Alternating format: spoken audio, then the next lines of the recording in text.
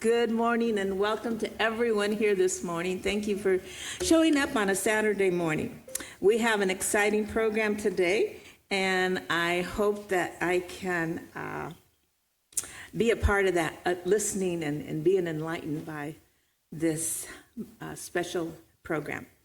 Prior to that, I'd like to emphasize that the League of Women Voters of Fremont-Newark-Union City, as is the National League and the State League, a nonpartisan community organization. Our fundamental principle of nonpartisanship states that, and I'll read it, the League shall not support or oppose any political party or any candidate. The League is and has always been a political organization advocating for equitable voting access for all and working on vital issues of concern to our members and to our public. Nonpartisan does not mean non-political. Issues are not partisan. Issues are not partisan. You make that decision within yourself. We never ask our members about their political affiliation, and when they join, we do not require any kind of political affiliation.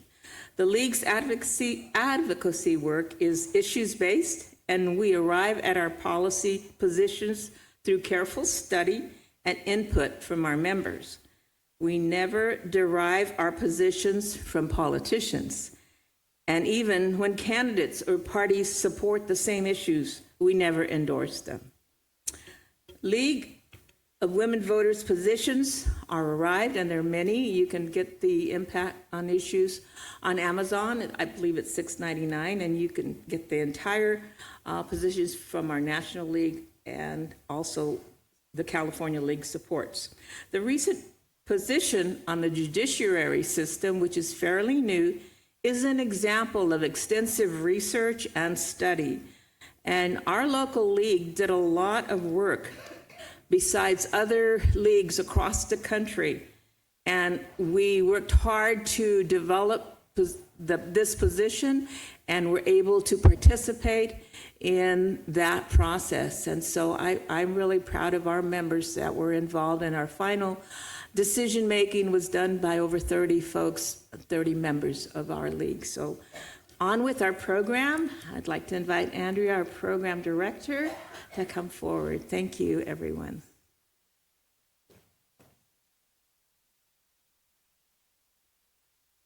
Before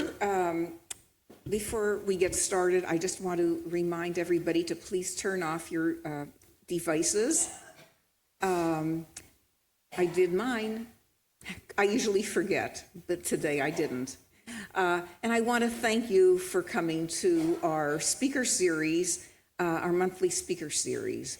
Today, we're going to take a deep dive into a critical issue that surrounds us every day, and of which we take little notice as we go on about our daily lives. And that issue is the plague of income insecurity.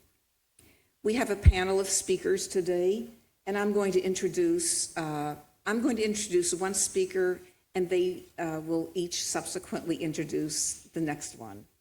Our first speaker is Dr. Michael Dowell from San Jose State University. He is the director of the Human Rights Institute. Michael.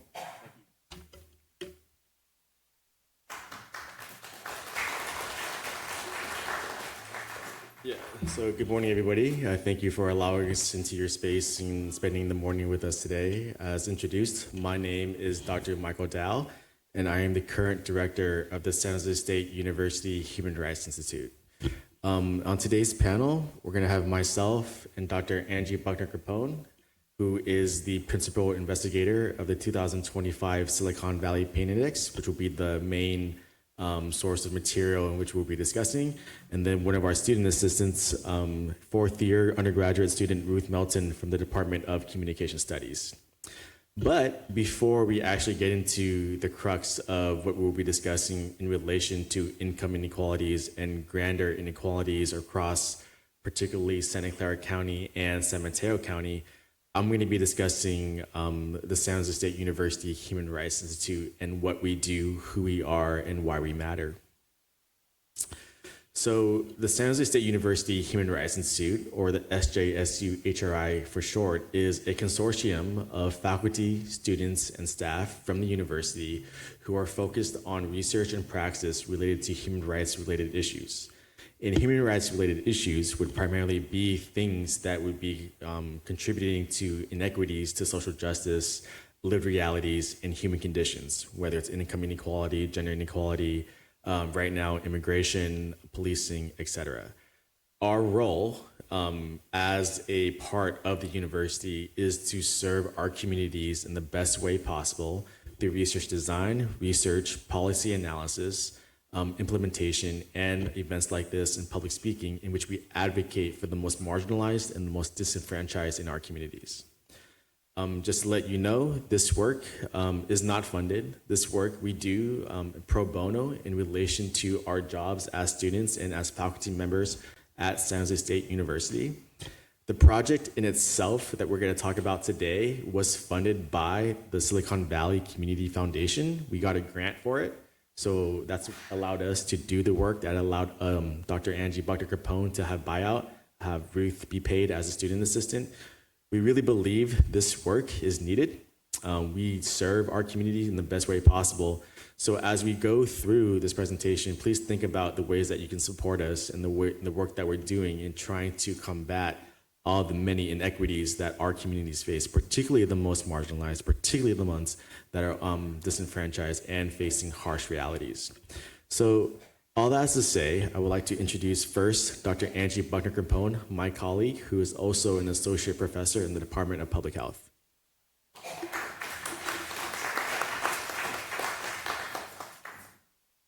Mike. Thanks, everyone. It's a real pleasure to be here. So I'm going to introduce this project that is in its now going into its 7th year at San Jose State, which is called the Silicon Valley Pain Index. Have you heard of it? Okay, great. I'll be the first one to tell you all about it, though. So first, for the pain index, we call and consider pain for the purpose of this index both personal and community distress or suffering that might result in a decrease in quality of life and people's life experiences at an individual level, but as a community overall as well. The report, as I said, this is its 6th year that we just published the 6th annual report. We're going into year 7 now. It started as a result of the civil rights protests following the murders of George Floyd and Breonna Taylor, and it was inspired by a previous report that was done by a professor following Hurricane Katrina. And for the past 6 years, our report continues to evolve and change. So it started initially with a real focus on wealth inequality and income inequality, but because we look at data on an annual basis, it's really driven by the interests of the people who are working on the report that year and the needs within our different communities that we're focused on. And so over the last 6 years, we've seen the report really continue to include income inequality, but expand to include environmental inequalities, public health inequalities, and educational and political inequalities that are really interrelated with income inequality, but are also distinct in and of themselves. So we do our work on an annual basis.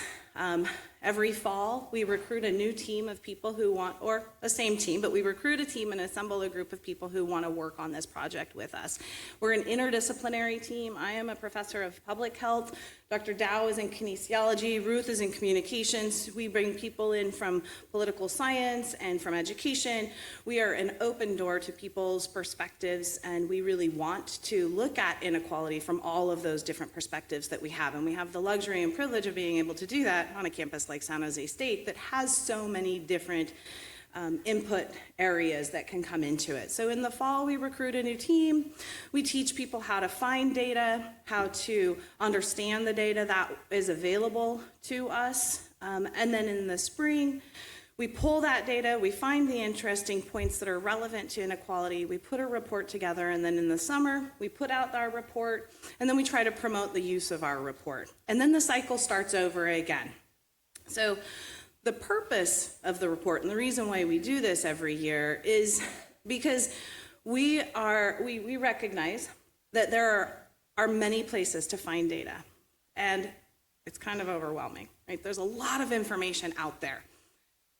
And we wanted to put all of the data together in one place that is going to try to paint a picture of the vast inequalities that people are experiencing in our communities. And so we use only secondary data. We use data that other people have already collected. We do not go out there and collect our own data during this each year. We use data that is already being generated and collected. So we rely a lot on the data that's coming from the communities that we're working with. We look at a lot of county data. We look at a lot of city-based data.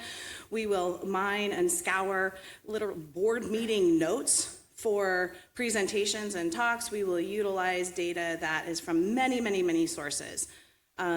And we also produce this report in part to kind of hold our communities in our county, at least in Santa Clara, which is a declared human rights county, to give them a space to hold them accountable for how are we doing as a human rights county.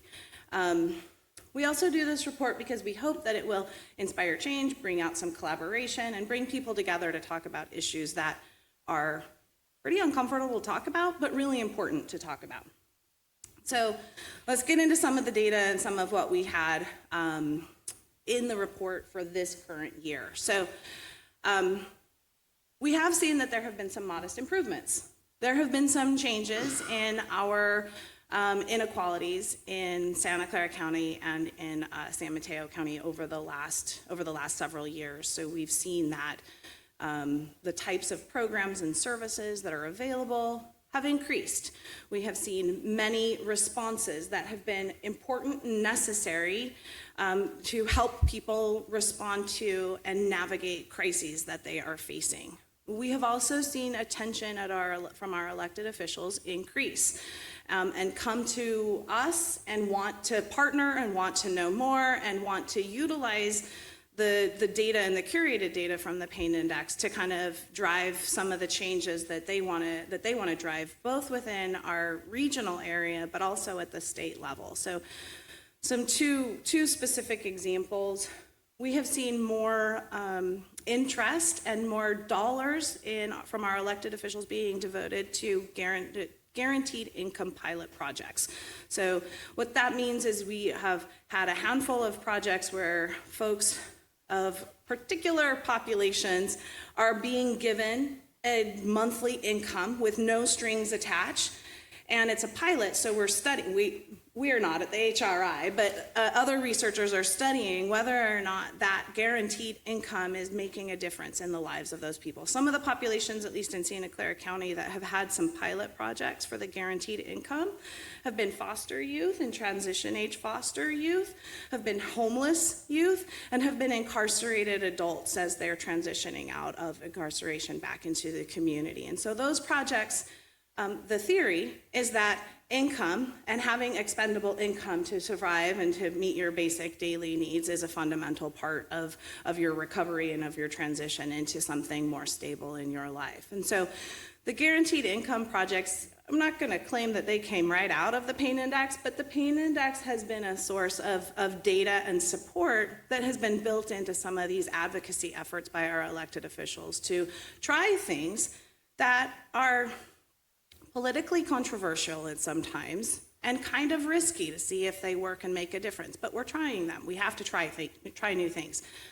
Another example that is at the state level is that an elected official from the San Jose area had secured funding for a continued pilot program with CalFresh to expand the types of foods that are available and accessible to people who are receiving services through CalFresh. So while we've got some examples of change that has been positive, the majority of our report continues to show that the inequalities are not improving. The inequalities that we're facing in our communities are actually only deepening and worsening in a lot of ways. So have been improvements, but the problems still absolutely exist. So we are definitely continuing to see, and our data that's in this report will continue to show that there is a lot of inequality in wealth, in income, and in health outcomes.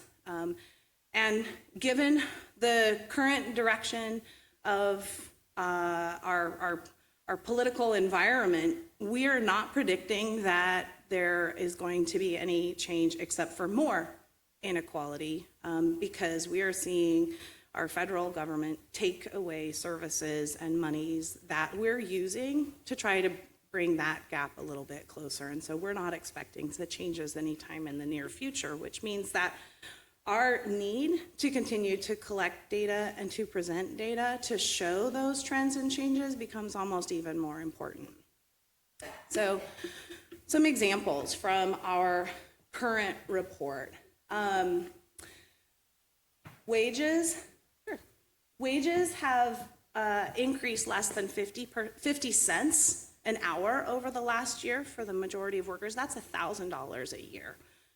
San Jose is ranked number 4 as the most impossibly unaffordable city in the world to live in. We're seeing increasing shortages in space for people to send their kids to preschool. Really high numbers, like that's a lot of kids, 13,000 kids that don't have places to go for preschool. We're seeing declining enrollment in our public schools, and that has a lot of implications in so many other ways. And I'm gonna pause on that one for just a second, because as I was introducing kind of the way that we do the work of our project, as people come into the project that we're working on, they take on different topics that they're interested in. And my colleague Ruth here was really interested in looking at education inequality. So I'm gonna let her talk a little bit for a minute about some of the changes in our enrollment and how that impacts other aspects of community and wealth. Good morning. Thank you, Dr. B. Yes, I was fortunate enough to take on the education portion of this report. And as you see up on the screen, 27,518 fewer students in the 2023 to 2024 school year were enrolled. That's a significant amount, and we've seen this, and it's going to continue to affect our communities up until 2027. Across 3 different school districts, 14 schools will be shutting down because of a lack of enrollment. And the way this works is that when there is not enough students attending a school, the resources allocated for those students are not being used. So due to this, many schools are experiencing extreme budget debt. So because of this, schools are being shut down. It's, they're in a crisis. This is the last resort. This is what has to be done. But this it isn't a solution that ends and, you move on to the next issue. These students and these families rely on these schools for resources. So part of the pain that we're seeing here is that these families are losing access to the schools where they have their resources. They're unable to transport themselves to these new schools where they're being relocated. So that was just one of the points that I got to look at, and I'll be explaining a little bit more of what I got to see. But thank you, Dr. B, for letting me hop in real quick and share that with you all.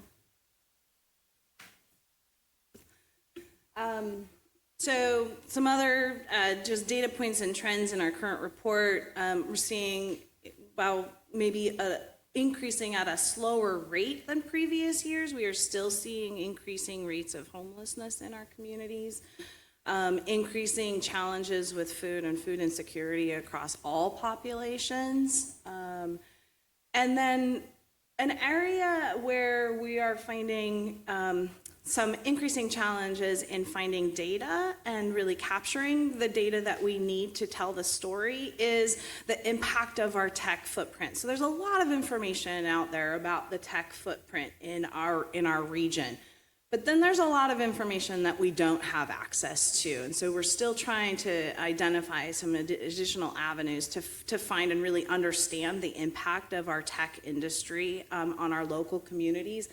But just for one example, as we increase as a world, the way that we are using and interacting with artificial intelligence, we need to be talking about how that artificial intelligence is impacting our local communities and from a lot of different perspectives.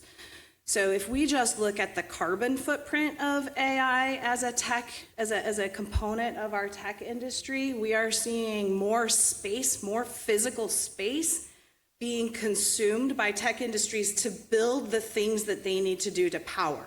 And then they consume a lot of our local resources in both energy and in water.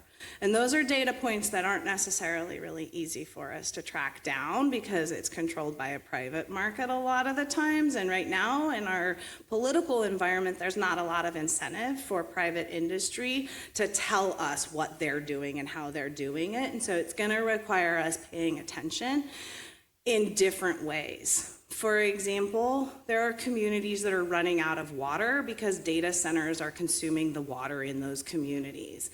There are communities that are running out of electricity to power homes because the data centers require and need and are consuming over 60% of a municipality's electricity and electricity access. So these are things that it's going to take us paying attention to our neighbors and our neighborhoods around us, because as you may predict, these are happening in communities that are the least franchised, so the most disenfranchised communities, our poorer communities, our communities of color, and the people who are the most disconnected from the resources and the ability and the capacity to kind of fight back and to acknowledge that the problems that they're facing are shared among other people in their communities.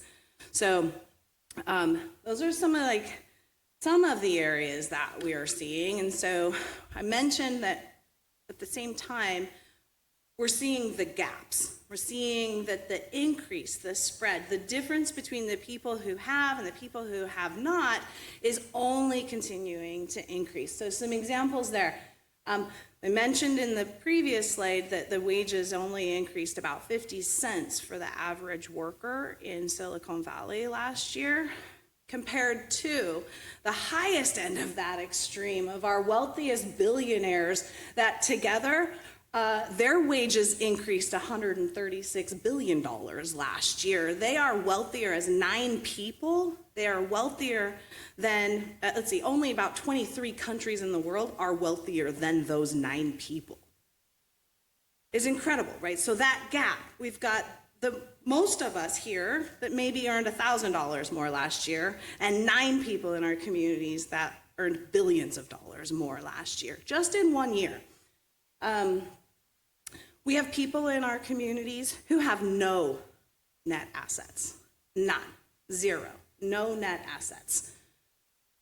We have people in our communities who cannot afford to buy homes and cannot afford to rent homes. So interesting, just in looking at the gaps and in looking at the trends, that 10 years ago in San Mateo County, close to 50% of houses were under $1 million.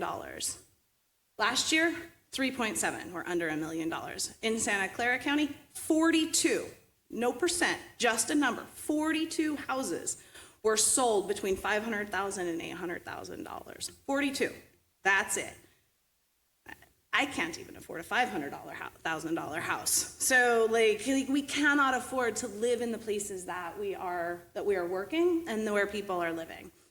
And then, as Ruth was talking about, the education disparities are only increasing. And I'm going to let her talk more about those education disparities, because that gap between the students who are succeeding and thriving in their school and educational environments follows some similar patterns to some of our other inequalities in our communities, but those gaps are also really increasing and widening. Yeah, thank you, Dr. B, for mentioning that people can no longer to afford in the places where they are working, and in the same way, families can no longer afford to send their kids to the schools where they are supposed to go. up there it says that there's a 30% difference in math and English language standards. So not only are families unable to live in the districts that they're supposed to attend, but their students are also underperforming compared to other districts where students have a lot more resources.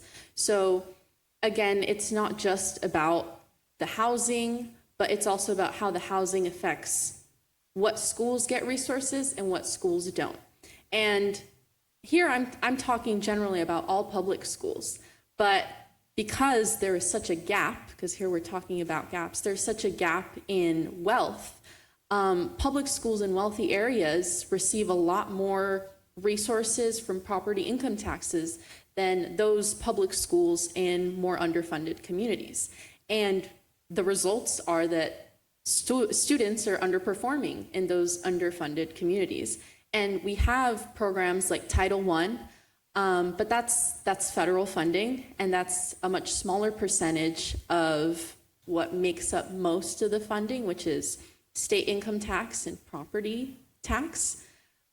So yeah, overall, we're seeing that certain students in certain communities, they have the resources to move forward with their education. We want education to be equally accessible, and because housing is not equally accessible, neither is education.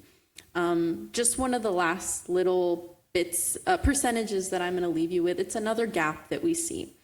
The percentage is 54.2%. The Pain Index reports that there are 54.2% more residents in the Los Gatos-Saratoga Joint Union School District who have a bachelor's degree or higher than residents in the East Side Union School District.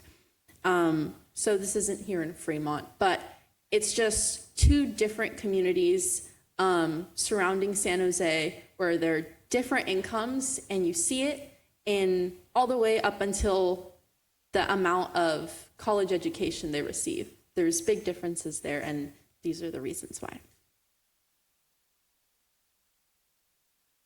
So from a public health perspective, one of the reasons that in public health we care about education is that with each year of education attained, you live longer. People who don't graduate from high school on average have a 10-year decrease in life expectancy from people who do. People who graduate from college then have almost a 20-year increased life expectancy from people who don't graduate from high school. So it's significant. So this is why, as again, public health, kinesiology, communications, this is why a project like this is so necessary to be interdisciplinary, because these data points cross all of our sectors and all of our lives. Thanks, Ruth.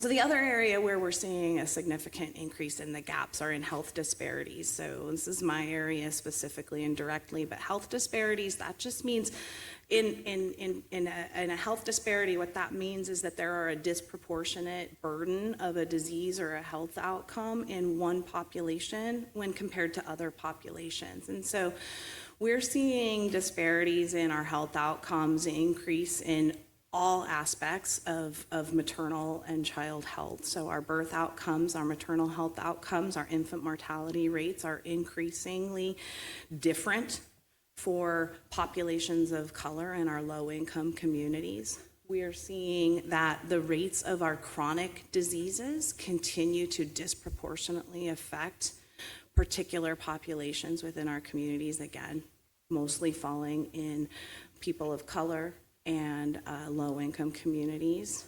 We're seeing nutrition, so I already mentioned food insecurity, and so food insecurity is directly related to nutrition and malnutrition and how our bodies can function.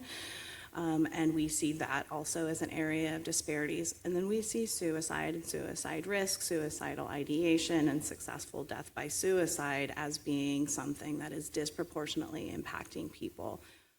Last year, for the first time in about 15 years, the county public health department in Santa Clara did a report on our Latino health population, and our Latino health suicide rates are astronomical. Like, they have really increased in the last decade, and that is an area now that we're going to have to pay a whole new different area of attention to. So those are increasing, and that's just the gap. So fully recognize that on a Saturday morning, I am completely depressing all of you.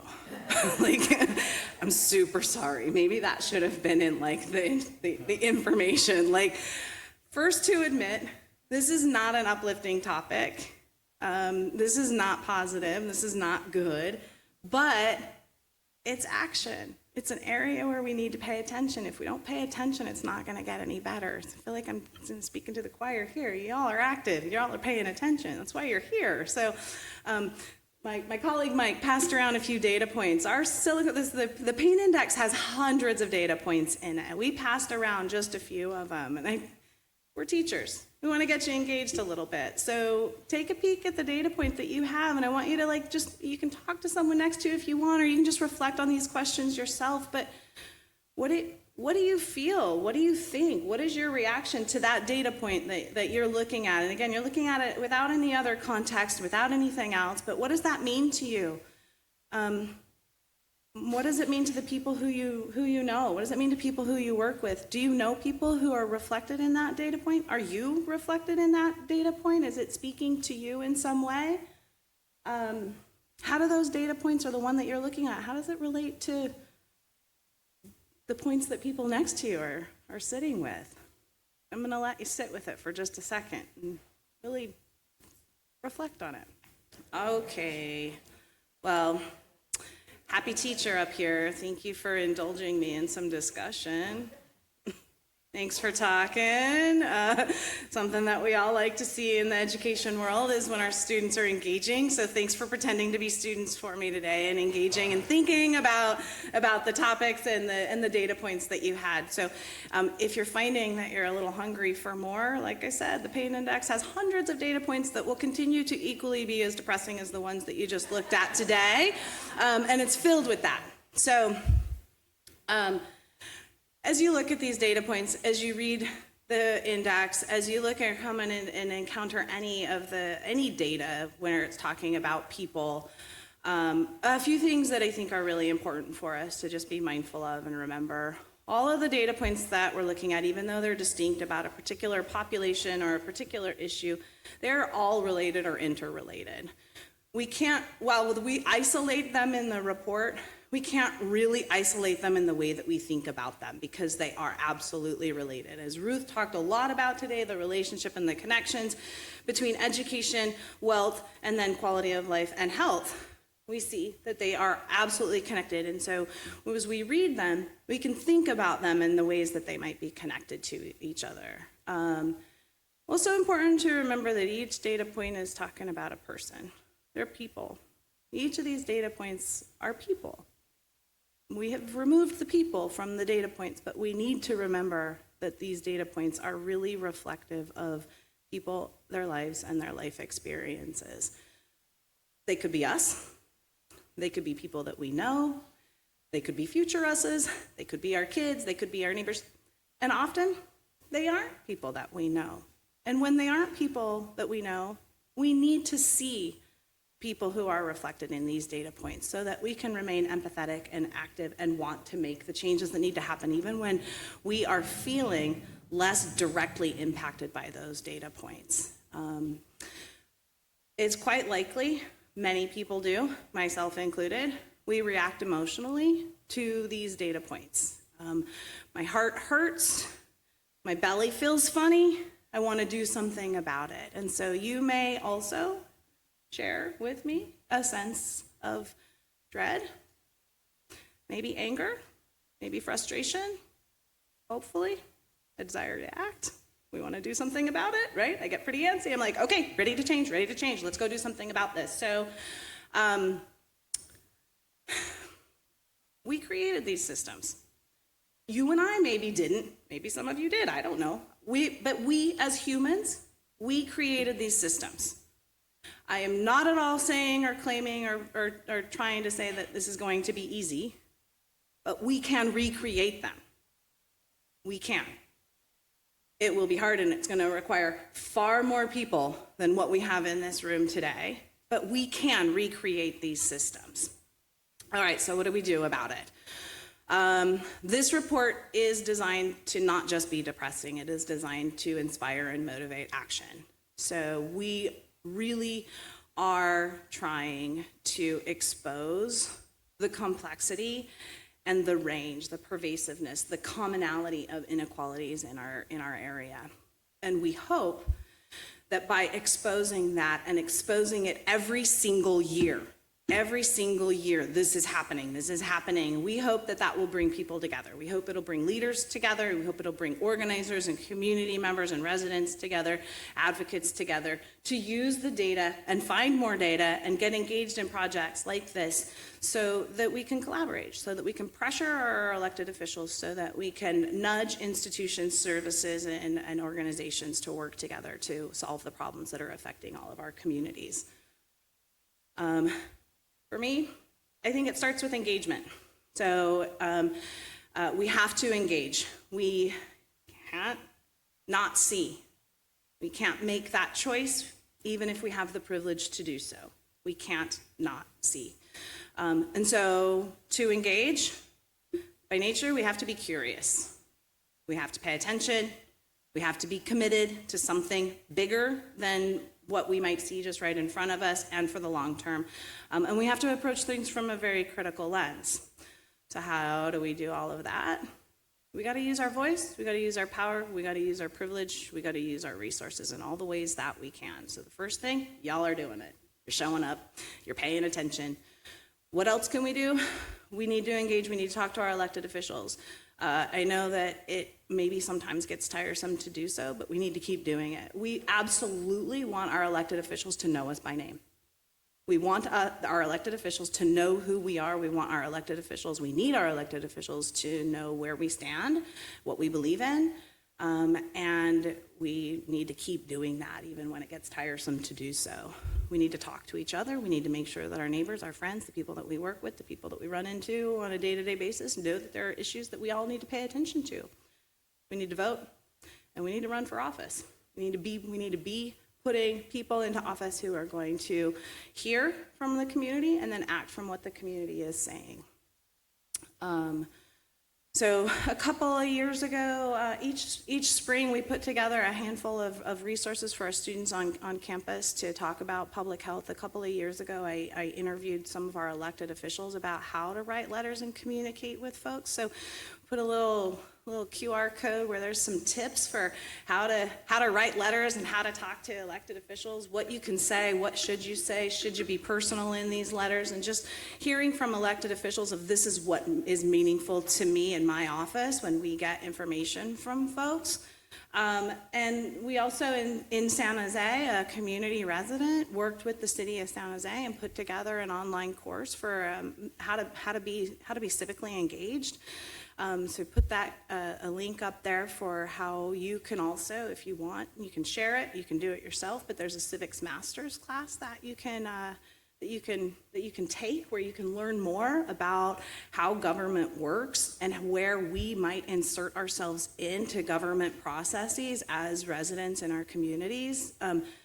There's not a one-size-fits all. There's enough work for us to be engaged that we can all find something that fits right for us. It doesn't mean that we all have to be protesting. It doesn't mean we all have to be standing up at city council every week. It doesn't mean we all have to be writing all the letters every week, but there's something for each of us to do. Our job as individuals is to find the way that we're going to engage. Find some way for us to engage. And with that, I'm going to turn it over to my colleague, Dr. Dow, to close us out today. Thank you for your time.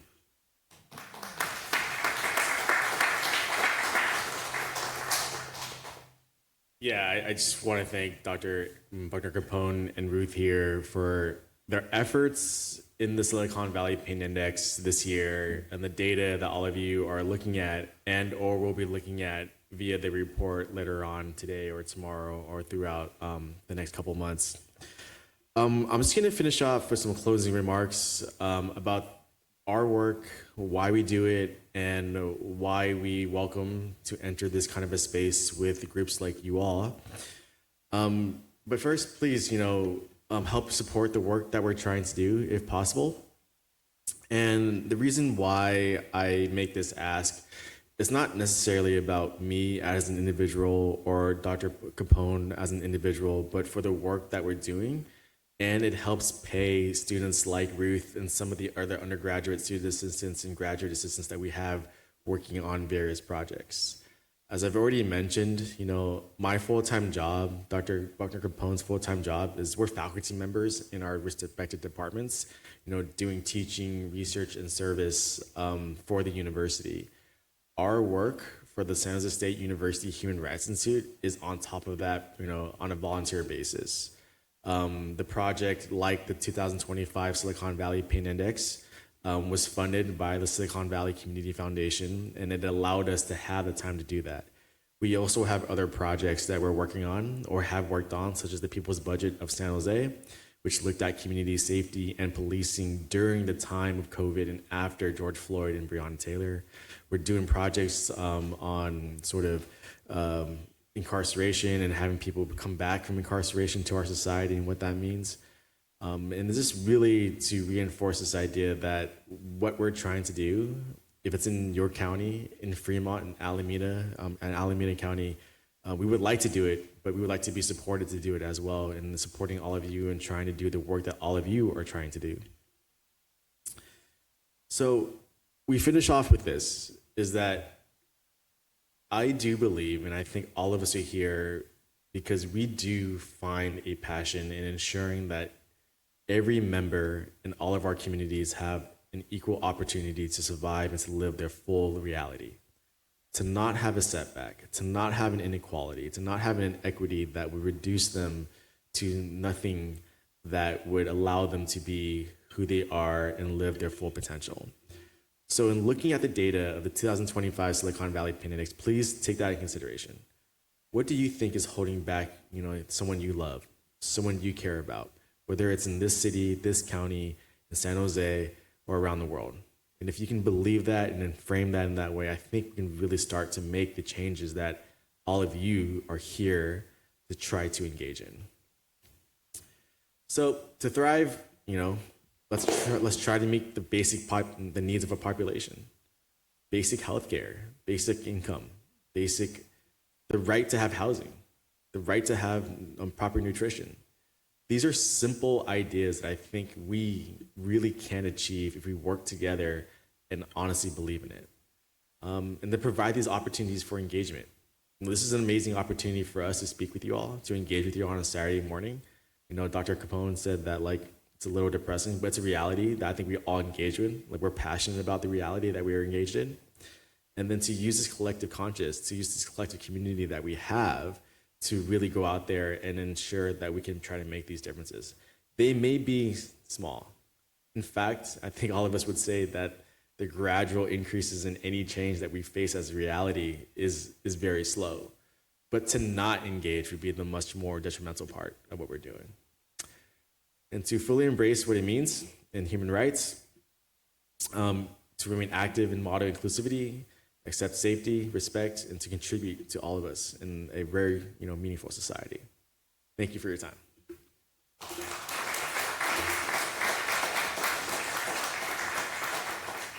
We have time for questions, and we have two mic runners here.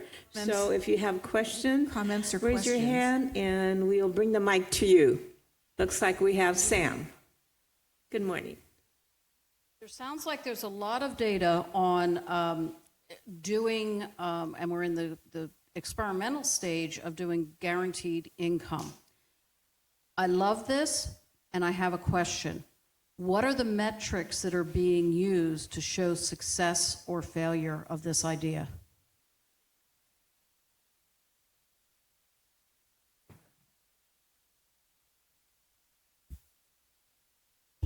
So I think if you're looking for specific statistics, that's going to vary depending on the city that you're looking at. So Minneapolis, St. Paul has been in their city. Stockton recently did it, and it's Oakland. And I think the metric is just based on the improved quality of life, which is hard to measure. To be frank, it's hard to measure. But what I would say is that qualitative data could speak volumes.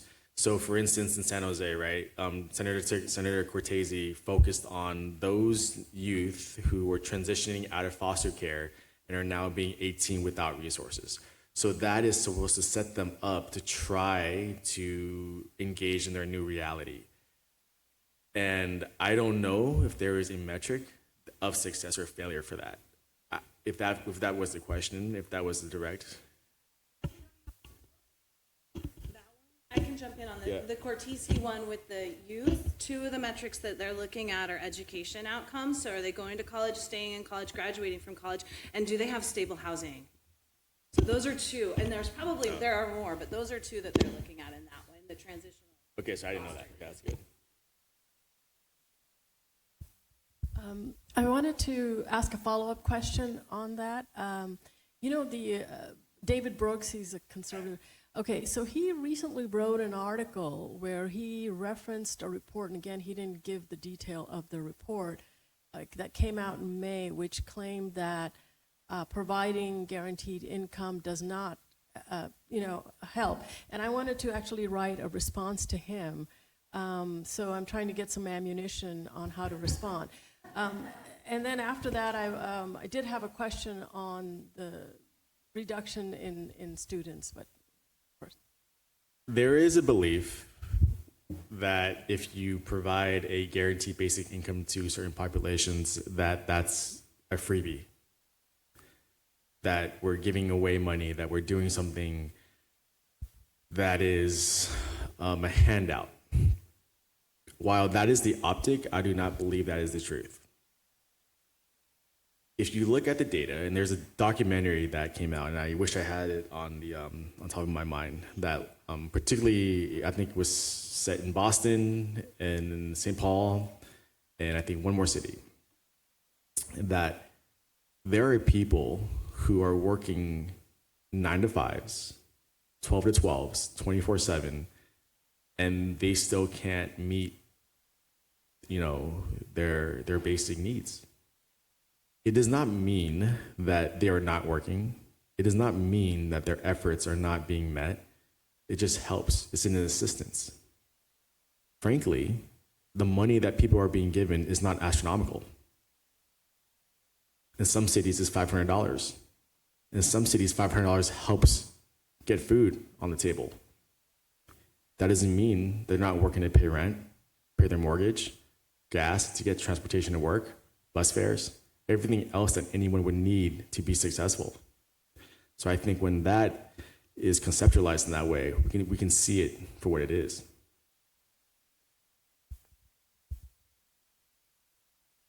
Quick, one piece to that. The guaranteed income isn't gonna eliminate the gap, right? And so if it's being pitched as something that's going to eliminate a gap, it's not.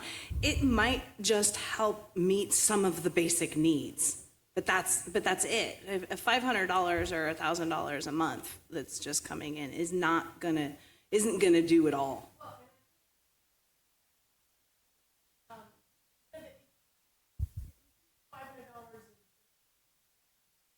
People see that, but they don't see the tax deductions that are fueling this income inequality at all. Well, I'm kind of foggy in the morning when I read the New York Times, but I think with the New York Times, I think what this suggested was that there are things that seem to be more effective than giving the family cash, just cash.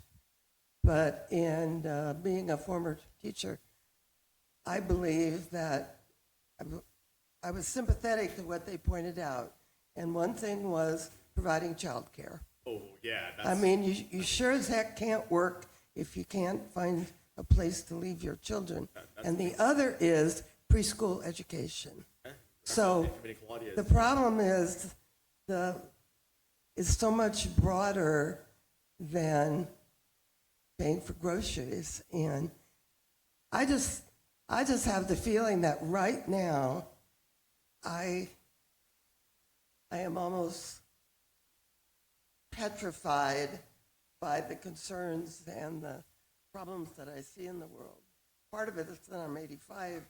I can't go out and, do what I used to do. But we have a question here. what would the San Jose State's Human Rights Institute's rebuttal be to, the objection that having universal basic income or some other income gap decreasing measure is undemocratic and is not in line with liberty and allowing people to earn as much money as they want? How does that resolve, how does that reduce anyone's inability to earn how much they want? Like, if you give me $500, doesn't mean that someone else can't have $40 million. I'm convinced that democratic socialism is something we need to believe in, and put into action. So, but my question, Donald Trump is the president, and so there's definitely support for not supporting democratic socialism and some of those other initiatives. And it seems to be coming from the point that liberty is affected by something like, wasn't there a presidential candidate, Yang, that put forward the universal basic income? And I thought, and so I'm convinced now, but I wasn't convinced when Yang was the presidential candidate that universal basic income or some of the democratic socialistic practices or policy changes would be good or would increase. So you're saying that how could somebody have?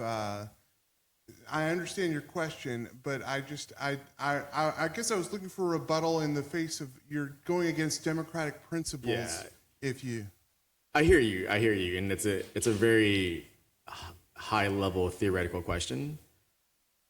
I do think that we can have much more public services to support, I think, right, to this democratic socialist idea.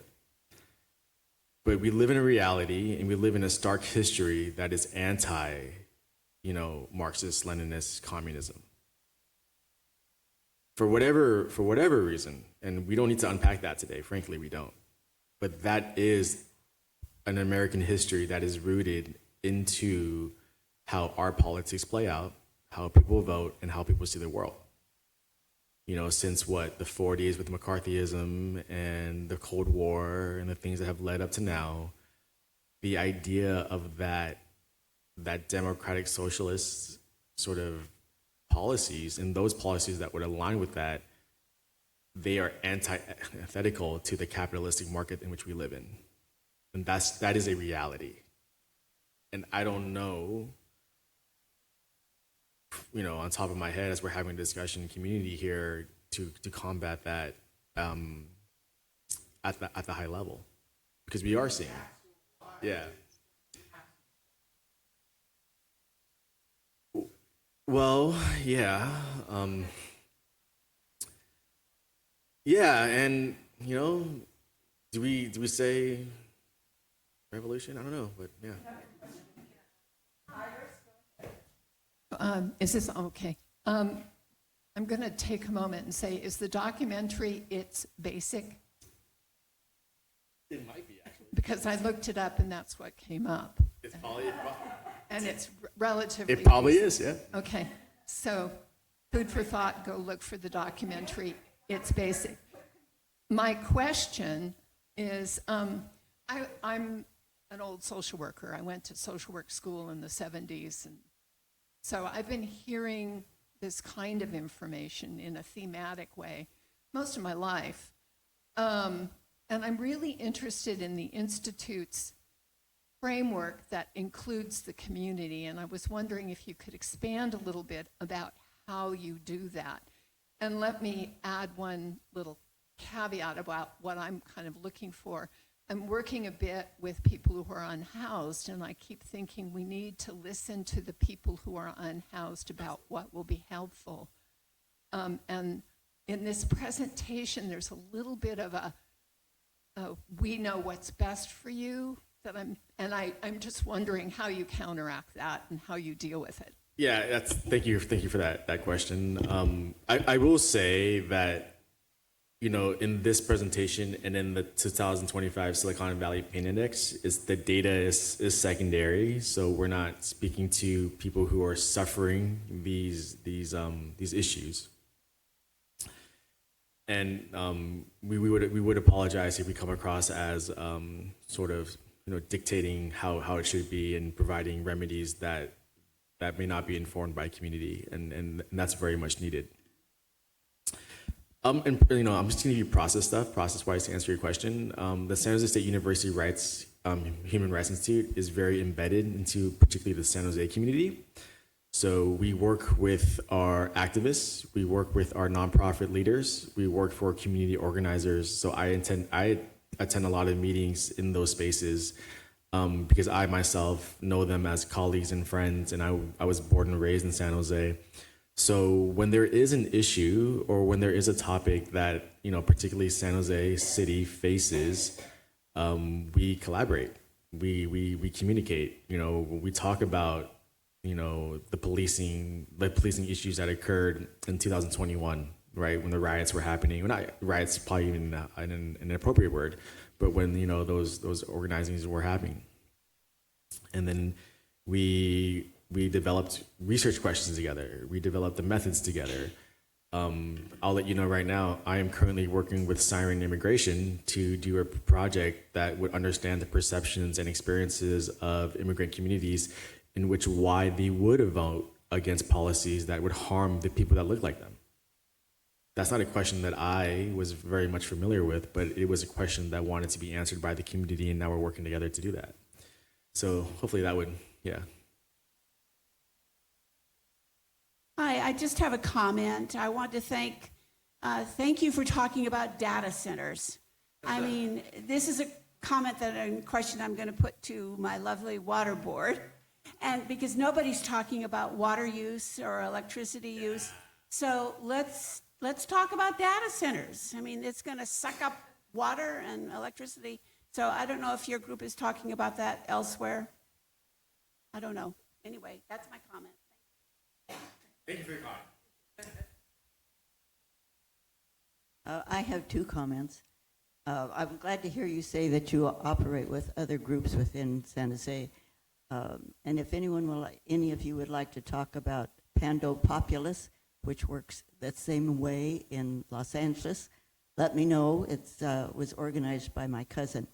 The second thing, and probably all of you already know this, but I don't, tell me how San Jose became a human rights county. I hadn't heard of that, and I'd like to know if Alameda is involved in that. I do not believe that Alameda is in that. I do not know the history of Santa Clara County, but Santa Clara County did recognize it. And then this past winter, on December 13th, San Jose City proclaimed December 13th as Human Rights Day in San Jose. I don't know the semantics and the actual details of how that occurred, which board member or which city council member did that, but that is not up to me, but is that in the report? I do cite it in the report. So the Santa Clara County, it was in 2018 that they declared the county as a human rights county. And then there are two citations in the report that kind of document the history of it. But I also wasn't a part of that, so I don't know from a firsthand experience how the process went.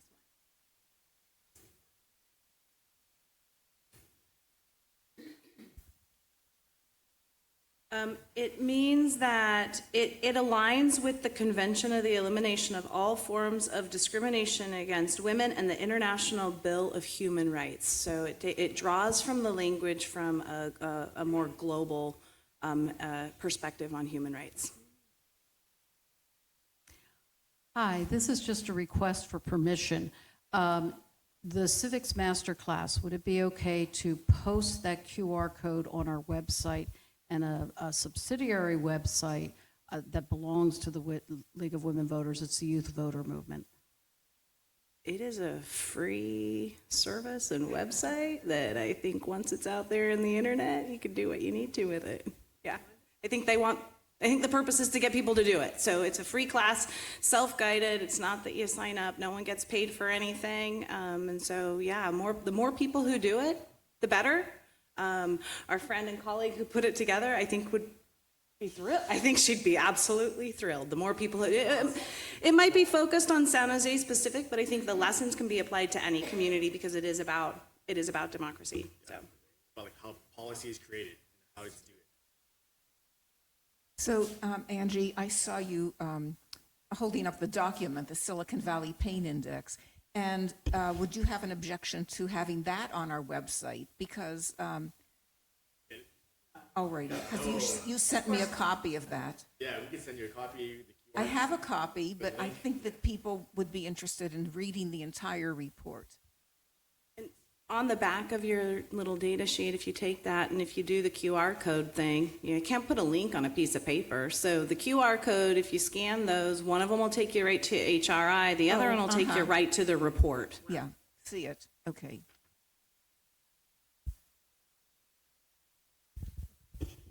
One or two more questions? I think we're, I wanted some additional information on the reduction of the student population. Was that due to just a reduction in that age group, or are they all, there's a mass migration to private and chartered schools? And and I know that the funding mechanism through the state has been sort of, it seems to be very antiquated and hard to change. Is there how is the district going to respond to to this particular situation? I think it may be something that could be happening across the state. Yeah, so thank you for speaking to the funding mechanism through which these schools are receiving funding. I can shed a little bit of light on that because that has a lot to do with why these inequalities are happening. The way it works is that it was an attempt at distributing funding equitably. You start based on how much districts receive based on income property taxes. So whatever a district lacked, so if an underfunded district lacked resources because they're low income, then the state would fill the rest of that. But realistically, there's a cap. There's a limit to how much the state can give. And because these wealthier districts receive so much more just from income property taxes, their cap is overflowing. So no matter how much the state gives the underfunded schools, they're never going to be able to catch up. So thank you for, first of all, bringing that up. It is very antiquated and it's not working anymore. The wealth gap has kind of broken that system, and that's something that needs to be looked at. I don't think that's something people look at enough. But to your question about what school districts are currently doing about it, it's not very bright or happy. It's actually a very sad situation across most school districts. This debt is just resulting, for the schools that aren't shutting down, the schools are consolidating. So I mentioned that's 14 schools that are shutting down, but there's at least a dozen others that are consolidating, so merging with each other so that those students have somewhere to go. But the issue with that is that students are being sent to districts where that are farther from their house. They were able to go to that school because they could walk to school, because it was in their area. Some of these families don't have cars. They take public transportation. Now there's a block. They can no longer, they're going to have trouble accessing that school. So it's not very happy. It's not a great solution. Well, it's the solution that the districts are resorting to, kind of a last resort. But unfortunately, throughout this next year or two, we're going to see families struggle to go to school. We might see a decline in attendance rates, as is often the case with low-income families. But yeah, I hope that answers your question and just sheds a little more light about the situation and how it might look moving forward throughout these couple years. So I just had one question.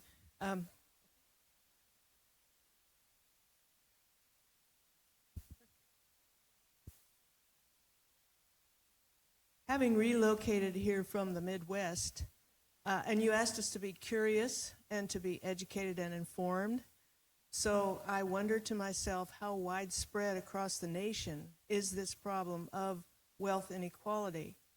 And are there groups working, say, in Kansas City or Des Moines, as your group is, on assembling data, making a pain index, and so forth? How, as we look at the next year of national politics, is this a national problem?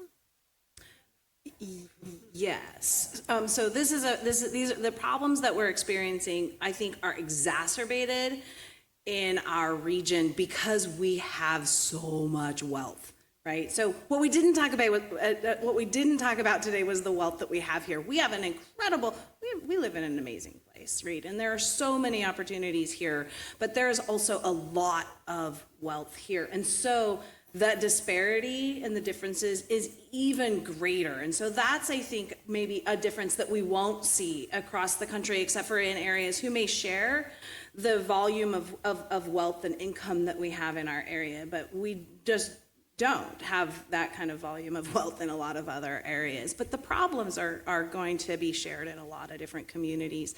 The extent to which other communities are kind of doing something like the pain index, no, I don't think that this is happening in a lot of communities. We did borrow it from our initial time from the, a decade after Hurricane Katrina, a professor looked at what was still happening in the area to be like, okay, we're still not recovering. But I don't think they've gone back and done anything else since then. So we took the idea and just kind of ran with it. But I don't think anyone, to my knowledge, is doing something similar to this. But are people talking about it? Yes. People are absolutely talking about it, but they just might be talking about it and presenting it in different ways.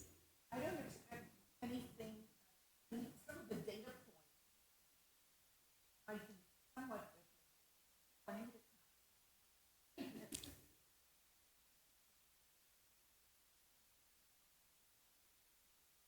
points might be a little different in Alameda County, but probably not that much different. Would you say, Anji? I would say that the stories are probably going to be sharing some consistent trends. I mean, so just in public health, in the areas of just public health and public health disparities, those are national trends, right, that we're seeing. They just might have some different subpopulations, but the idea that, chronic diseases are increasing in some populations and not all populations is a consistent trend across many communities and nationwide. Same with suicidal ideation. The populations that are experiencing that might be different in different communities, but they're going to be disproportionately affected by people who are low income, people of color, people who are disenfranchised. It's just who those people are in your community might be a little bit different. So the depths of the story, lots of similarities. The nuances in your community, specific to your community, which is why it's important that these things happen at a community level so that we can really talk about what's happening with our families, our friends, and our neighbors, and not on something that's such a large scale that we become even more disconnected from it. We need to relate to it.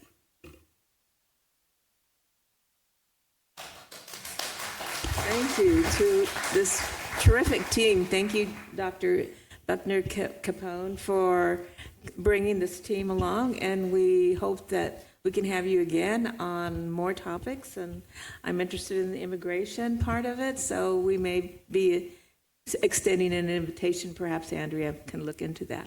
But thank you again for everyone for attending. We want to encourage you, if you're not a member of our league, we're going into many new programs enlightening our voters and our public in what is important to our communities and to one another.